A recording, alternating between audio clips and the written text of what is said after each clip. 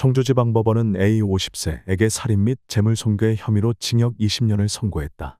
청주지법에 따르면 7월 20일 오후 A 50세는 자신의 SUV를 운전하여 충주에서 여자친구 B 50세가 운영하는 카페로 돌진했다. A는 차를 카페에 돌진시킨 후 차에서 내려 약 10차례 흉기로 B를 공격하여 현장에서 그녀를 숨지게 했다. A는 B가 자신과 이별을 통보한 후 이 만남을 위해 미리 흉기를 준비했다고 알려졌다. 카페는 당시 문을 닫은 상태여서 고객은 없었다.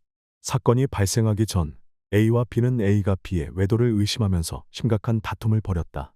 논쟁 중 A는 B를 폭행하고 그녀의 휴대폰을 파손하며 가방을 가위로 자르기도 했다. 이러한 폭력적인 행동은 A가 이어서 저지른 공격을 예고하는 신호였다. 재판을 주재한 김용 부장판사는 피고인은 이별을 통보받았다는 이유로 피해자를 잔혹하게 살해했다고 말했다. 피해자는 죽기 전에 극심한 고통을 겪었을 것이다. 피해자가 겪은 고통은 회복할 수 없으며 피고인은 피해자 가족으로부터 용서를 받지 못했다. 이와 같은 잔인한 행동으로 인해 법원은 A에게 20년형을 유지하며 가정폭력과 유사범죄를 억제하기 위한 메시지를 전달했다.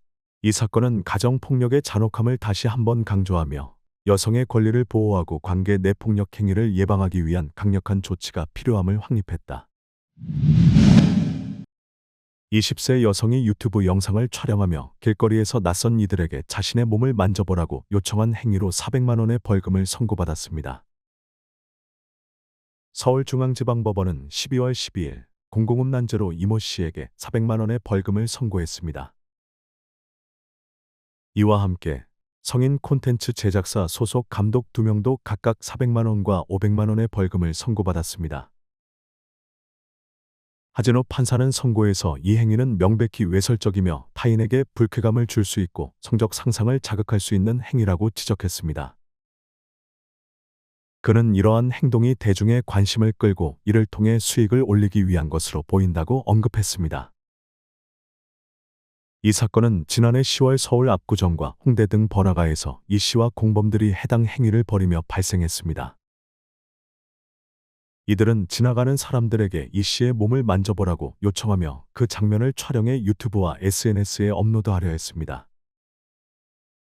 당시 이 씨는 자신의 SNS를 통해 더 하고 싶었지만 경찰이 제지했습니다. 죄송합니다라고 사과했습니다.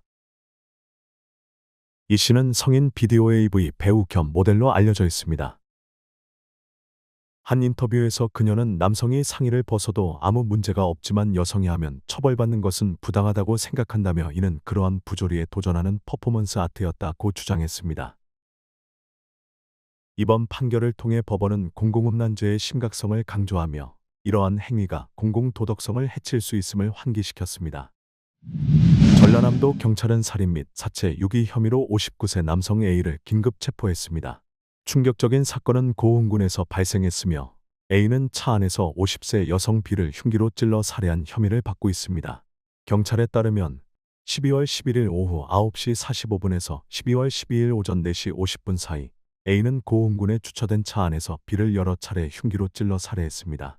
초기 조사에 따르면 A는 B에게 돈을 빌렸으나 갚지 못해 갈등이 이어졌고 결국 이 끔찍한 범죄로 이어진 것으로 보입니다.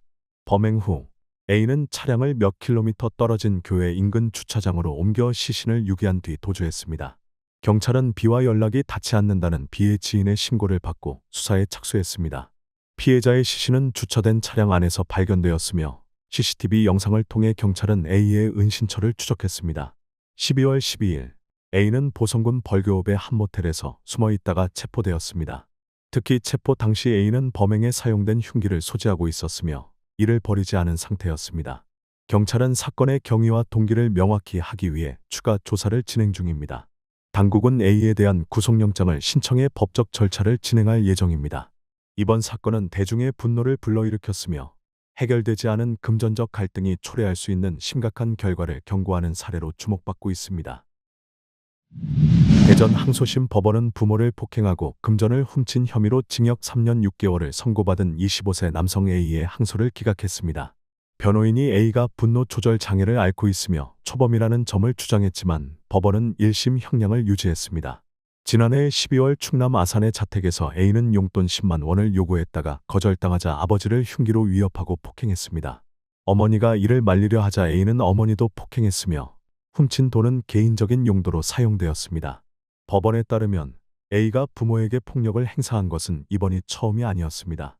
A는 이전에도 비슷한 이유로 부모를 반복적으로 폭행하고 협박했으나 부모는 항상 선처를 호소하며 당국에 신고하지 않았습니다. 그러나 이번 사건에서 A는 반성의 기미 없이 재범을 저질렀습니다. 항소심에서 A는 부모에게 사과 편지를 보내며 후회를 표명했습니다. 그러나 부모는 화해에 동의하지 않았고 피고인의 형량을 줄여달라는 진술도 하지 않았습니다. A의 변호인은 A의 불안정한 정신 건강과 정신과 치료의 필요성을 감안해 감형을 요청했습니다. 재판장은 치료가 필요하더라도 부모를 향한 이러한 행위는 용납될 수 없다고 반박했습니다. 법원은 최종 변론 후 A가 부모와 화해할 시간을 주기 위해 심리 기간을 2주 연장했습니다. 그러나 이는 판결에 영향을 미치지 못했습니다. 박진환 부장판사는 형량을 변경할 만한 새로운 사정이 없다. 1심 판결은 합리적인 범위 내에 있었다며 항소를 기각했습니다. 이에 따라 A는 징역 3년 6개월의 형을 복역하게 되었으며 이는 가족 관계 악화와 가정폭력 문제를 드러낸 사건으로 마무리되었습니다. 이번 판결은 가정폭력의 심각한 결과와 기본적인 가족 윤리를 침해하는 행위에 대해 법원의 엄격한 입장을 상기시키는 사례로 남게 되었습니다. 여성들을 성매매 조직에 강제로 가담시킨 충격적인 사건이 최근 대구지방법원에서 재판에 회부되었습니다. 12월 11일 열린 재판에서 검찰은 20대 피고인들이 가스라이팅과 강요로 여성들을 성매매에 가담시킨 혐의에 대해 중형을 구형했습니다. 주범 태모 씨 20세는 성매매 알선 등 행위의 처벌에 관한 법률 위반 혐의로 징역 15년형이 구형되었습니다. 그녀의 남성 공범 3명에게는 각각 5년에서 10년의 징역형이 구형되었습니다. 이와 더불어 검찰은 피고인들이 부당하게 벌어들인 2,700만 원 약 5천만 VND의 수익 몰수를 요구했습니다. 조사에 따르면 2022년 태 씨는 피해자들을 그들이 일하던 식당에서 만났습니다. 태 씨는 피해자들의 어려운 상황을 관찰한 뒤 음식을 사주고 분유값을 지불하며 용돈을 제공하는 등 관대한 행동으로 신뢰를 얻었습니다. 이후 안정적인 직업과 무료 주거를 약속하며 피해자들을 유인한 후 성매매로 강요했습니다. 검찰은 태 씨가 피해자들과 함께 거주하며 심리적 조작, 협박, 폭력을 동원해 이들을 통제했다고 강조했습니다. 피해자들은 강제 낙태와 심각한 질병 치료에 부재 등 신체적, 정신적 고통을 겪었습니다. 검찰은 피해자들에게 가해진 신체적, 심리적 상처는 회복 불가능해 보인다고 지적했습니다. 2022년 9월부터 2024년 8월까지 이들은 대구의 한 아파트에서 피해자들에게 1,000건 이상의 성매매를 강요하며 약 10억 원을 벌어들였습니다. 태 씨는 성매매 활동에서 벌어들인 모든 수익을 관리하고 소비한 혐의도 받고 있으며 조사 과정에서 모든 혐의를 부인했습니다. 공범 중 한 명인 전모 씨 20세는 주범 태 씨와 부적절한 관계를 유지하며 자신의 법적 배우자를 고립시키고 협박해 성매매를 강요한 혐의를 받고 있습니다. 검찰은 이를 비인도적인 행위로 규정하며 가장 엄중한 처벌을 요구했습니다. 한 피해자는 3살배기 딸이 A의 아이로 불렸습니다. 그녀는 딸에게 매운 음식을 억지로 먹이며 고통스러워하는 모습을 즐기는 것 같았습니다. 지금도 제 딸은 빨간색 음식을 보면 두려워합니다. 법원이 가장 엄중한 형벌을 내려 우리를 보호해 주길 바랍니다고 말했습니다. 또 다른 피해자의 어머니는 눈물을 흘리며 그들은 진심으로 반성하지 않습니다. 모두 가명을 위한 연기일 뿐입니다. 우리 가족은 완전히 파괴되었고 아이들은 미래와 건강을 잃었습니다. 용서할 수 없습니다고 말했습니다. 이들은 피해자들에게 성매매를 강요하는 것을 넘어 다른 사기 행위에도 이용했습니다. 공범 중 한 명은 피해자와 결혼한 척하며 주택담보대출을 받았고 A는 피해자를 사칭해 피해자의 부모를 속여 병원비를 지불하도록 하고 추가로 10억 원을 가로챘습니다. 재판에서 태 씨와 공범들은 반성문을 읽고 사과하며 용서를 구했습니다. 그러나 검찰은 피고인들이 조사 과정에서 진정한 반성의 태도를 보이지 않았다고 지적했습니다.